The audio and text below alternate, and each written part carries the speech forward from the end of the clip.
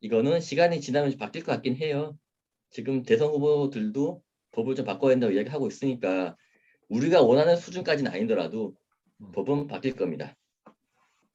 그리고 실제로 3%룰 같은 경우에도 예전에는 그냥 별 문제 없다라고 하다가 바꾸게 된 거잖아요. 물론 이제 막판에 뒤집어져가지고 주주들한테 유리한 게 아니고 회사한테 유리한 방향 바꾸긴 했지만 어쨌거나 법은 바뀌고 있으니까 시간이 지나면 좀 나아지지 않을까 싶습니다.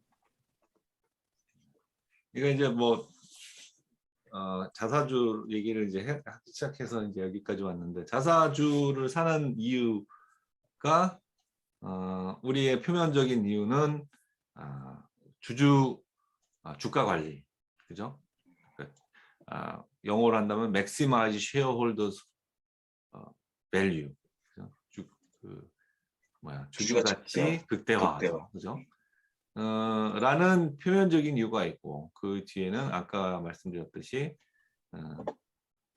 경영권 강화, 그리고 대부분 우리 대한민국의 대부분의 나라는 이제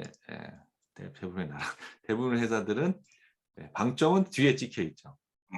근데 이제 사실 이제 저는 약간 기성세대 입장에서 말씀드리면 그럴 수 있을 수밖에 없는 또 이유가 있다라고 저는 생각해요.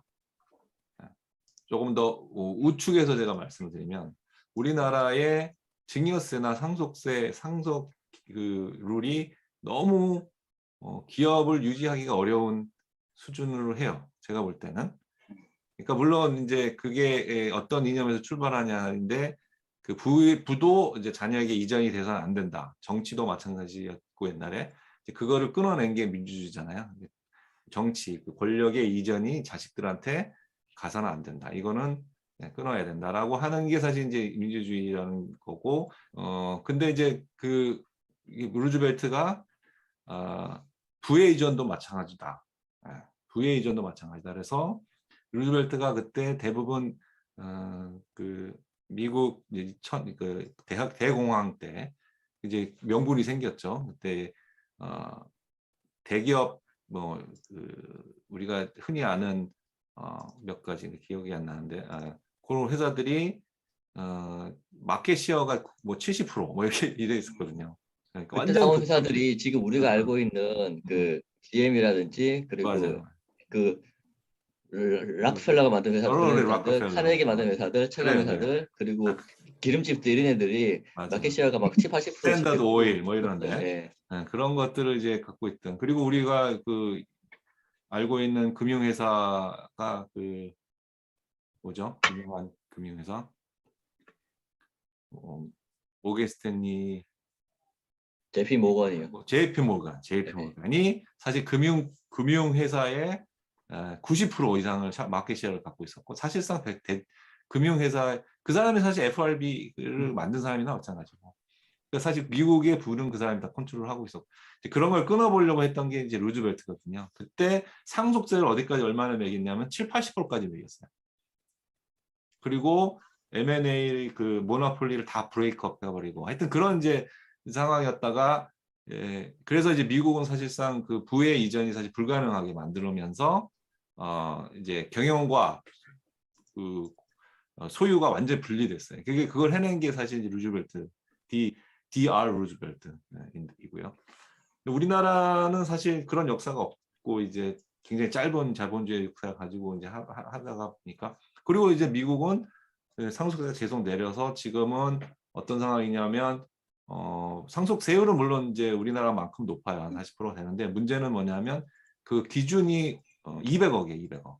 200억인가 300억인가 그래요. 그러니까 200억 이전의 금액들은 사실 상속세가 없어요. 우리나라는 한 10억이에요. 사실상 아니죠. 사실상 2천만 원인가 5천만 원. 그게 자산 기준으로 봤을 때 한 10억 이하는 거의 안 내고요. 10억 이상부터는 내기 시작하는데 그때부터 문제가 되기 시작해요. 아니. 근데 제가 지금 소송 등을 하고 있어서 아는데 사실상 5천이에요. 사실상.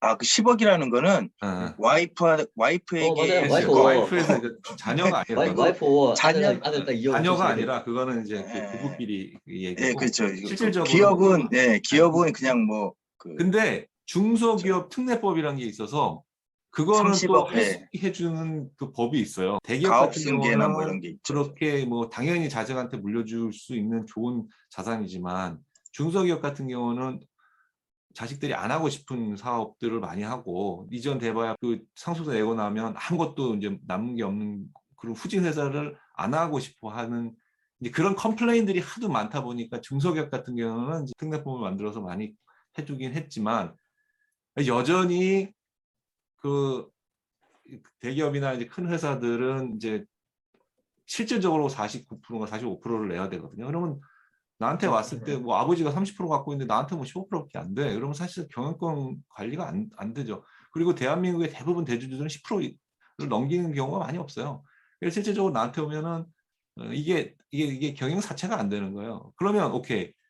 그 부의 이전이 안 되는 그 룰에 따르면 그게 맞는 얘기이긴 한데 그래서 저도 물론 그게 이제 옳다고는 보는데 현실적으로는 이제 모든 회사의 모든 브레인들이 머리 좋은 애들이 기업을 잘 살리고 기업을 어떻게든지 매출을 늘리는데 쓰여지는 게 아니라 우리 똑똑한 박승영 차장님이나 우리 소장님 같은 분들이 다 거기에 매달린 거야. 이 자사주를 어떻게 편법적으로 사고 잘 살고 그래서 얘네들의 이전이 제대로 재개해줘야지 나중에 나를 그 사람이 높은 자기까지 올려주니까 현실적으로 기업의 경영은 방만하게 되고 실질적으로 그 경영권에만 모두가 매달리게 되는 그런 지금 후유증이 있어요. 이게 현실적인 후유증이야. 그러니까 이게 보면 뭐 대통령 선거도 우리가 보면 항상 현실과 이상의 싸움이잖아요. 어떻게 보면. 근데 지난 5년 동안 이상적으로 했다가 우리가 결과적으로 부동산 다 망가지고 했잖아요. 좋은 의도로 다 했어, 사실은. 자, 그런 것을 봤을 때 이게 제대로 믹스가 돼서 현실과 이상이 잘 돌아가야 사실 되는데 한쪽이 너무 이제 이상적으로 가다 보면 트랜지션의 차원에서는 조금 그러니까 어떤 역사가 있는 거잖아요. 미국도 이게 한 번에 된 게 아니라 그렇게 지금 경영과 소유가 분리될 때까지 그 여러 가지의 그 시행착오와 어려움과 실질적인 현실과 그 이상의 괴리에서 사실상 지금까지 와서 제대로 이제 정착이 된 거고 유럽은 도리어 거꾸로 상속세를 거의 폐지를 하거든요 지금. 왜냐면 다 다른 나라로 가버린 거야. 진짜 현실적으로 그래요. 그러니까 뭐 부의 이전 오케이 아니고 다 좋은 얘기인데 막상 자기네 나라의 기업들이 하나도 안 남아. 다 딴 데로 가. 그거 해주는 대로 가. 그러니까 경쟁사에서는 어쩔 수 없어. 그러니까 그런 걸 때문에 지금 스웨덴이나 이런 것들이 이제 이런 데는 다 이제 상속세를 없애고 대신에 이제 그 인컴 텍스를 엄청 늘리는 식으로 막 가고 그러고 있거든요. 그러니까 그런 어떤 배경이 있다. 저는 배경이 있고 이제 우리가 그 배경 안에서 사실 우리가 업무를 하는 거거든요. 주총도 사실 주주총회나 이사회도 다 그런 배경 아래서 지금 이루어지는 거입니다. 사실은 이게 어떤 역사성이 있어요. 다. 그러니까 우리나라도 지금 그런 거를 가고 있는데 저는 우리나라의 상속세나 이런 것들이 너무 과격하다.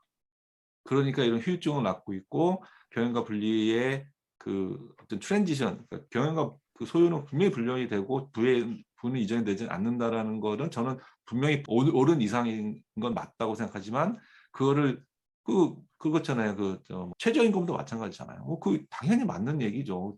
어느 정도 먹게 살게 해주는 임금까지 올라가는 건 맞는데 그거를 막 1년 안에 해버린다, 2년 안에 해버렸을 때 우리 후유증이 엄청 컸잖아요. 그런 거죠. 그런 어떤 트랜지션이 잘 이루어지는 그런 것도 역사성이 필요하고 어느 정도의 융통성? 네, 저는 융통성이 정치는 융통성이 굉장히 필요하다고 보고요. 네, 그런 거 과정에 있지 않을까 우리가 그런 생각을 해봤습니다. 우리가 다음 시간에 좀 더 그 플러스를 하거나 아니면 추가 뭐 1시간 정도 더 세션을 한다든가 해서 충분히 저희가 준비한 것들이 다 잘 전달이 될 수 있게 하고 어떠세요, 박 팀장님? 네. 그렇게 하시죠? 네. 네, 그럼 5분 쉬었다가 와서 질문이 받아보고 특별히 없으면 마무리하는 걸로 오늘은 네, 그렇게 하겠습니다. 네, 5분 있다 뵙겠습니다.